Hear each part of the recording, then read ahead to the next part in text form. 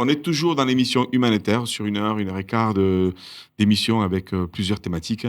Et puis, nous continuons avec Dominique Decap. Bonjour Dominique. Bonjour Bonjour, Laurent. encore bonjour. Ça y est, bonjour, on commence. Bonjour. Bonjour Dominique. Alors, toi, tu es praticienne en santé intégrative. Oui. Et tu as, en fait, tu vas nous parler de ton parcours et aussi on va parler d'hypnose. Mais tu as aussi écrit un livre, c'est Quand je suis devenu moi. Oui. Parce qu'il y a un moment où tu n'étais pas toi. Oui, exactement. C'est tout à fait ça. Donc aujourd'hui, j'accompagne les personnes pour un meilleur équilibre physique et émotionnel avec différentes techniques, dont l'hypnose, effectivement, mais la kinésiologie, le FT, les modes oculaires et la nutrition. Et la nutrition, là, je suis plutôt, pour les autres techniques, je suis certifiée. Pour la nutrition, je suis plutôt ce qu'on appelle un patient expert. C'est-à-dire, il y a 30 ans, j'ai moi-même eu des problèmes à régler, notamment du côté des intolérances alimentaires. Ce n'était pas du tout à la mode. Mais bon, moi, j'avais des problématiques à régler. Et donc, depuis, je suis une chercheuse sur ce sujet. Et je vais rebondir sur le sujet qui est en lien avec mon activité aujourd'hui.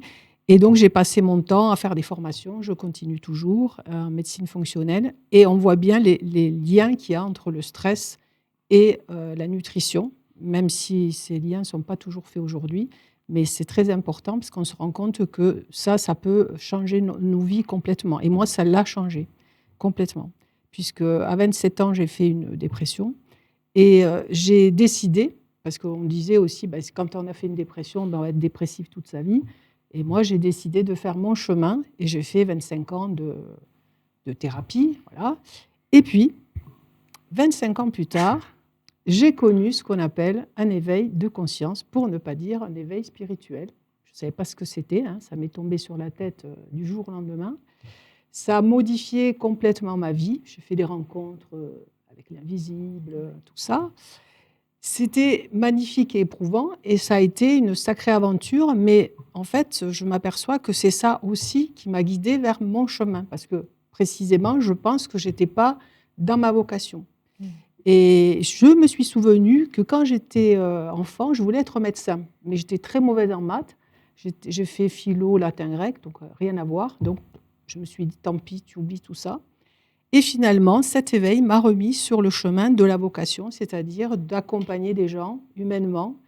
Et donc, depuis 13 ans environ, oui, c'est ça, toute ma vie a changé.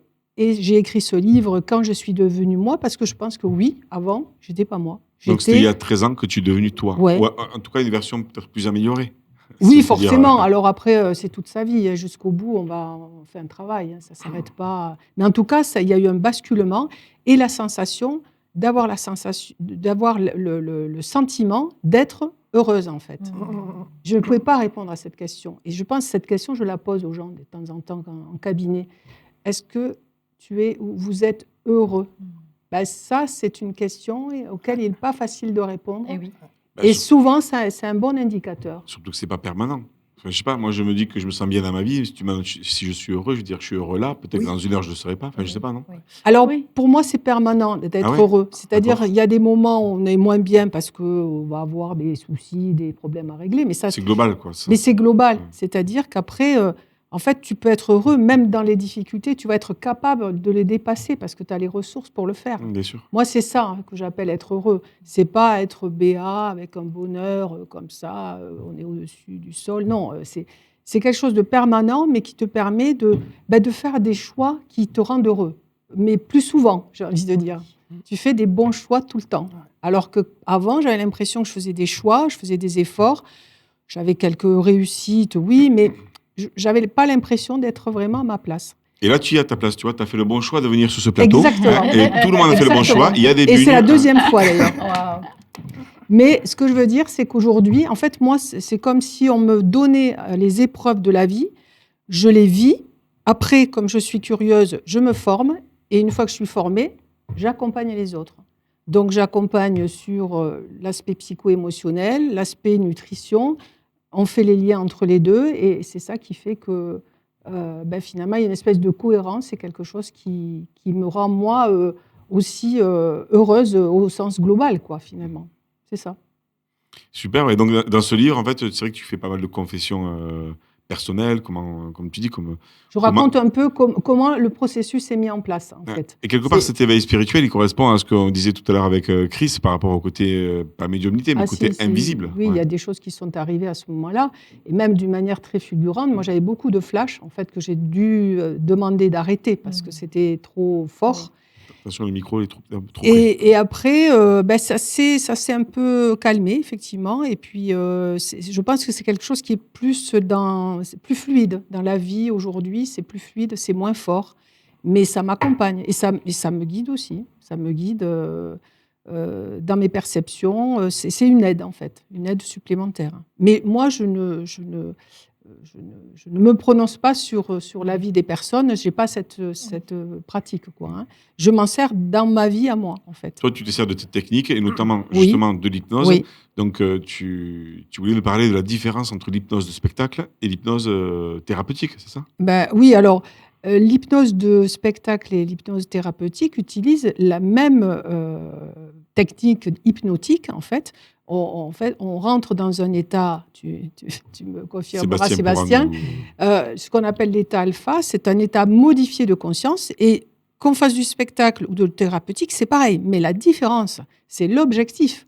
Mesmer, quand il est avec son groupe, il tourne en ce moment, d'ailleurs, il en parle, il est là pour rire, passer un bon moment avec des gens qui sont d'accord en amont. Donc, il y a une coopération déjà, un C'est-à-dire accord. Ok. C'est-à-dire, Ah oui, parce qu'il fait son pré-test. Parce que moi, je suis allé le voir Mesmer il y a des années. Effectivement, on était au Casino Barrière. Il faisait son test. Et moi, ça marchait pas parce que j'avais pas envie. Mais j'ai mon pote comme ça qui levait la main. C'est qui a dit ouais, Oui. tous les gens qui sont hypnotisés se lèvent la main. Et Oui. puis on a les yeux Ouais, fermés. ouais, c'est ça. Donc c'est ça le pré-test. Le pré-test, c'est celui-là. oui, ça c'est un pré-test, mais ce que je veux dire, c'est que déjà, ils ont donné leur accord, et même si il va leur faire la poule sur scène, les personnes sont d'accord. Donc, je veux dire, là, c'est un jeu. Et pourquoi tu dis qu'ils sont d'accord? Je comprends Mais pas. parce qu'ils sont déjà dans le spectacle de Mesmer, ils Ah, viennent ok, c'est s'amuser ça. avec Ok. lui. Donc, il y a un accord de principe. C'était ça Donc, que je c'est voulais très comprendre. différent. C'est très différent. Par contre, si on est dans un cabinet, l'objectif, c'est d'atteindre mieux-être. D'accord, ouais. Donc, si on va travailler sur des problématiques, moi, les problématiques que j'accompagne, ça peut être la perte de poids. J'ai des accompagnements sur 3 mois. Mais on parle nutrition, bien sûr, mais ce n'est pas le plus important. Il y a l'aspect aussi psycho-émotionnel qui compte énormément. Je traite les phobies, araignées, peur de l'avion. Enfin, il y a des professionnels qui ont peur du sang dans la santé. C'est un peu gênant, par exemple. Ça peut être aussi le sommeil et le stress d'une manière générale, parce que ça, c'est le mal du siècle. Mais on peut, par exemple, sur quelqu'un qui a de l'eczéma, on va travailler en hypnose, on va travailler en nutrition, on travaille en parallèle à la fois sur le microbiote, donc sur l'état inflammatoire, et aussi sur l'aspect stress, parce que ça, c'est des maladies qui sont très corrélées. Donc, ce sont des exemples qui peuvent parler en matière d'hypnose, mais aussi la pratique de l'EFT est très intéressante. C'est les fameux tapotements, si vous connaissez. Et Avec des répétitions de phrases. C'est ça, Ouais, c'est ça. Et la phrase très intéressante, c'est « je m'aime, me respecte et m'accepte profondément ». Alors, ce qui est très amusant, c'est cette phrase qui n'est pas si compliquée, mais en fait, il faut l'apprendre parce qu'il y a des gens qui ont du mal à dire « je m'aime, me respecte et m'accepte profondément ». Parfois, c'est ça qui est compliqué parce qu'il n'y a pas d'acceptation personnelle. Donc, ça aussi, ça s'intègre, quoi. C'est important que les gens puissent l'intégrer. Merci Dominique. Ouais. Est-ce que toi, tu aurais une histoire de quelque chose que tu as vécu pendant les séances, qui a fait une personne qui est venue faire de l'hypnose et qui a été aidée par... Justement, cette personne sur l'eczéma, c'était une femme qui avait vu évidemment tous les médecins et utilisé toutes les crèmes possibles et tous les traitements allopathiques. Et justement, en mettant en place tout ce protocole, hypnose, nutrition et des choses à faire chez elle comme l'EFT, eh bien, on a vu au fil des séances une nette amélioration jusqu'à une stabilisation complète. Parce que tout ça, c'est interconnecté et on a découvert qu'elle avait une histaminose. L'histaminose, c'est une réaction à l'histamine. Donc ça aussi, si on ne le détecte pas, on continue à manger des choses qui ne conviennent pas, mais on ne le sait pas. Donc la nutrition, il n'y a pas une alimentation pour tout le monde, il y a une alimentation pour chacun de nous. Seulement, il faut prendre le temps de savoir ce qui nous convient à chacun, quoi. Donc ça, c'est tout un chemin. Est-ce qu'on peut voir la régie, si vous pouvez mettre la couverture du livre Moi, ça m'intéresserait de le voir. Voilà. Alors ce livre, justement, il a inspiré un spectacle que j'ai écrit et joué en 2024, Oui. mis en scène par, tu connais bien Laurent, mis en scène par Mira Simova de la compagnie L'Audacieuse, où là, en fait, c'était un one-am show, un peu dans la lignée de ce qu'a fait Laurent, où là, il a été question plutôt de parler de cet éveil, mais d'un point de vue, on va dire, plus drôle, quoi, en fait. Parce que le message, c'est que beaucoup de gens aujourd'hui s'éveillent sur... voilà, il y a des changements de vie en permanence. Et au cabinet, d'ailleurs, parfois, j'ai des personnes qui viennent pour des problématiques très concrètes, mais qui sont sur un chemin d'éveil, mais qui ne l'ont pas encore perçu. Ça, il y en a de plus en plus, des gens comme ça, on les voit en cabinet. Donc, on les accompagne aussi sur le plan spirituel sans qu'ils s'en aperçoivent non plus. Parce que, voilà, il y a des étapes de vie et que parfois, ils n'ont pas encore identifiées. Et donc, l'idée du spectacle, c'était aussi de dire et de partager, voilà, éveillons-nous ensemble un petit peu. Et quand je demande dans les conférences qui a vécu ça, souvent, les personnes lèvent la main. Et on voit qu'on n'est pas seul, donc c'est super. Éveillons-nous. Et c'est vrai qu'on la voit danser, elle fait du handpan. Voilà, il y a tous ces personnages qu'elle a mis en scène grâce à Mira aussi, Mira Simova de la compagnie L'Audacieuse. Et merci Laurent, parce que c'est toi qui m'as fait connaître Mira. Donc moi, j'ai créé le cadre, le One Am Show, en fait. Ça, et donc là, il y a Dominique qui a fait le sien, il y a Nathalie en ce moment chez vous. Est-ce que tu vas le rejouer ? Alors peut-être. On aura personnellement, j'aurais grand plaisir à le découvrir. Merci. Et par contre, je vais remonter sur scène là pour une petite scène ouverte avec Mira. Mais là, ça sera 10 minutes. On va dire, une partie du spectacle. Pas vraiment. C'est un petit numéro en fait en lien. Il y a des liens. Mais voilà, c'est une scène ouverte. Il y a plusieurs personnes qui vont intervenir sur scène. C'est au mois d'avril, je pense. Okay. Au théâtre de Fonsor. Oui. C'est ça.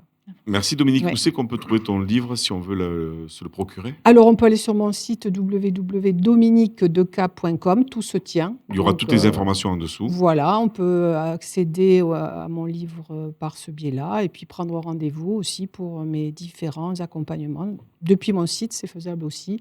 Et sur esalib.fr. Voilà, pour prendre rendez-vous. Merci Dominique. Merci à toi. Merci beaucoup. Et merci à vous tous. On continue. Oui. Juste une chose, devenir soi, le titre du livre, c'est intéressant. J'avais pensé un élément important grâce à une autre personne, Marie de Terre-Bleue. Oui. Enfin se tourner vers soi.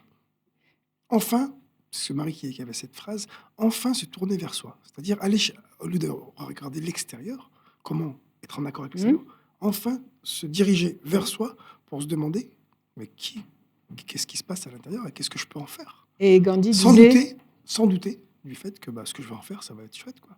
Et Gandhi dit que la clé vient de l'intérieur. Ouais. Et que si on veut changer le monde, il faut d'abord se changer soi. Il n'y a que ça. C'est qui dit ça ? Gandhi. Ah oui, d'accord. J'ai pas entendu au début.